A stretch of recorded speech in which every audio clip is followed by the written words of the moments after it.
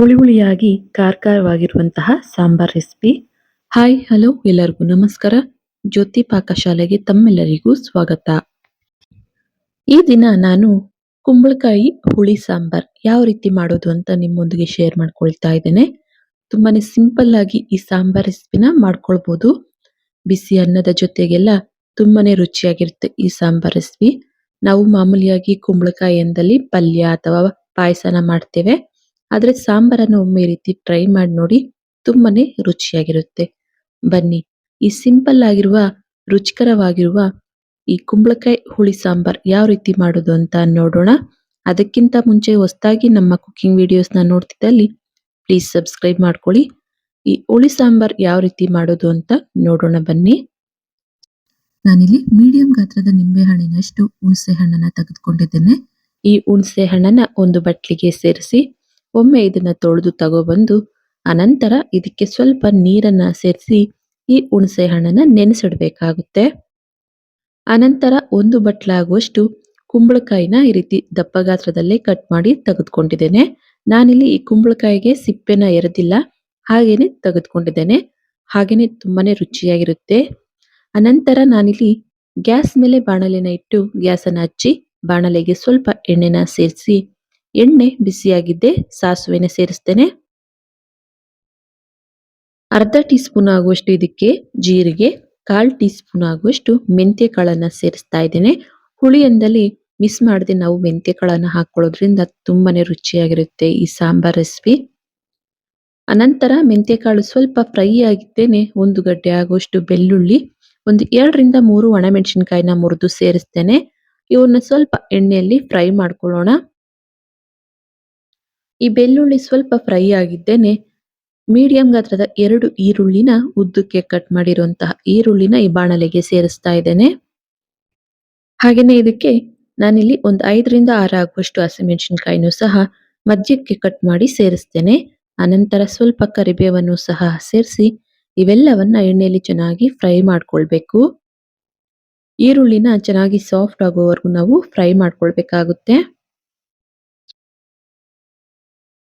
ಈರುಳ್ಳಿ ಒಂದು ಅರ್ಧದಷ್ಟು ಫ್ರೈ ಆದ ನಂತರ ಈಗ ಇದಕ್ಕೆ ಒಂದು ಅರ್ಧ ಟೀ ಸ್ಪೂನ್ ಆಗುವಷ್ಟು ಶುಂಠಿ ಬೆಳ್ಳುಳ್ಳಿ ಪೇಸ್ಟ್ ಅನ್ನ ಸೇರಿಸ್ತಾ ಇದ್ದೇನೆ.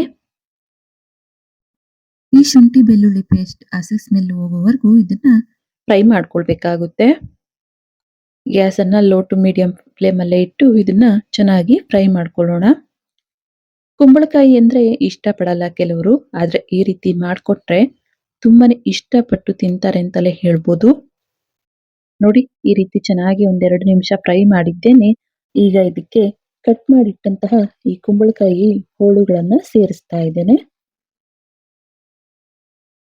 ಇದೆಲ್ಲವನ್ನ ಚೆನ್ನಾಗಿ ಮಿಕ್ಸ್ ಮಾಡಿ ಈ ಒಗ್ಗರಣೆ ಕುಂಬಳಕಾಯಿ ಹೋಳುಗಳು ಚೆನ್ನಾಗಿ ಮಿಕ್ಸ್ ಆಗೋ ರೀತಿ ಎಲ್ಲವನ್ನ ಮಿಕ್ಸ್ ಮಾಡಿದ್ದೇನೆ.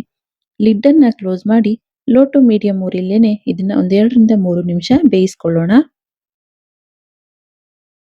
ನೋಡಿ 1-2 ನಿಮಿಷ ಚೆನ್ನಾಗಿ ಬೇಯಿಸಿದ ನಂತರ ಮತ್ತೆ ಲಿಡ್ ಅನ್ನ ತೆಗೆದು ಚೆನ್ನಾಗಿ ಮಿಕ್ಸ್ ಮಾಡ್ತಾ ಇದ್ದೇನೆ.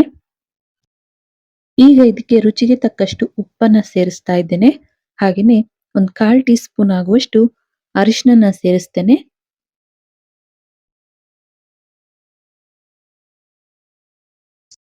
ಹಾಗೇನೆ ಇದಕ್ಕೆ 1.5 ಟೀ ಸ್ಪೂನ್ ಆಗುವಷ್ಟು ಅಚ್ಕಾರದ ಪುಡಿನ ಸೇರಿಸ್ತೇನೆ. ನಂತರ ಅರ್ಧ ಟೀ ಸ್ಪೂನ್ ಆಗುವಷ್ಟು ಧನಿಯಾ ಪುಡಿನ ಇದಕ್ಕೆ ಸೇರಿಸ್ತಾ ಇದ್ದೇನೆ. ಈಗ ಇವೆಲ್ಲವನ್ನ ಚೆನ್ನಾಗಿ ಮಿಕ್ಸ್ ಮಾಡ್ಕೊಳ್ಳೋಣ. ಗ್ಯಾಸ್ ಅನ್ನ ಲೋ ಫ್ಲೇಮ್ ಅಲ್ಲಿಟ್ಟು ಇದೆಲ್ಲವನ್ನ ಮಿಕ್ಸ್ ಮಾಡ್ತಾ ನಾವು ಬೇಯಿಸ್ಕೊಳ್ಬೇಕು. ಇಲ್ಲ ಅಂದಲ್ಲಿ ಈ ಮಸಾಲೆ ಪದಾರ್ಥಗಳು ಸೀದೋಗೋ ಚಾನ್ಸ್ ಇರುತ್ತೆ. ಇದೆಲ್ಲವನ್ನ ಚೆನ್ನಾಗಿ ಮಿಕ್ಸ್ ಮಾಡಿದ್ದೇನೆ. ಇದಕ್ಕೆ ಒಂದು ಅರ್ಧ ಗ್ಲಾಸ್ ಆಗುವಷ್ಟು ನೀರನ್ನ ಸೇರಿಸ್ತಾ ಇದ್ದೇನೆ. ಒಂದು ಟೀ ಗ್ಲಾಸ್ ಆಗುವಷ್ಟು ನೀರನ್ನ ಸೇರಿಸಿ ನಂತರ ಲಿಡ್ ಅನ್ನ ಕ್ಲೋಸ್ ಮಾಡಿ 1-2 ರಿಂದ 3 ನಿಮಿಷ ಇದನ್ನ ಬೇಯಿಸ್ಕೊಳ್ತೇನೆ. ನೋಡಿ ಕುಂಬಳಕಾಯಿ ಎಲ್ಲ ಚೆನ್ನಾಗಿ ಬೆಂದಿದ್ದಾವೆ.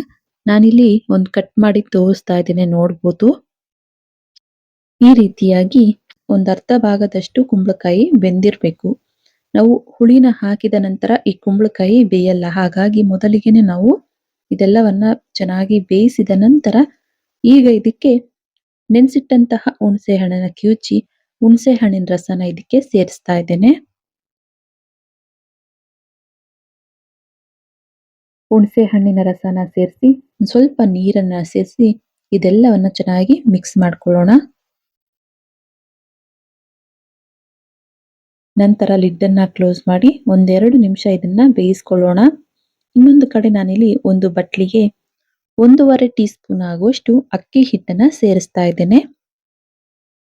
ಈ ಅಕ್ಕಿ ಹಿಟ್ಟನ್ನ ಸೇರಿಸೋದ್ರಿಂದ ಈ ಸಾಂಬಾರ್ಗೆ ತುಂಬಾನೇ ರುಚಿಯಾಗಿರುತ್ತೆ, ಹಾಗೇನೆ ಗಟ್ಟಿ ಬರುತ್ತೆ. ಸ್ವಲ್ಪ ನೀರನ್ನ ಸೇರಿಸಿ ಗಂಟು ಇಲ್ಲದೆ ಇರೋ ರೀತಿ ಚೆನ್ನಾಗಿ ಮಿಕ್ಸ್ ಮಾಡಬೇಕಾಗುತ್ತೆ. ನೋಡಿ, ಈ ರೀತಿ ಮಿಕ್ಸ್ ಮಾಡಿ ಈಗ ಇದನ್ನ ಸೈಡ್ಗೆ ತೆಗೆದಿಡ್ತೇನೆ. ಅನಂತರ ನಾನಿಲ್ಲಿ ಕುಂಬಳಕಾಯಿ ಸಾಂಬಾರನ್ನ ತೋರಿಸ್ತಾ ಇದ್ದೇನೆ, ನೋಡ್ಬೋದು.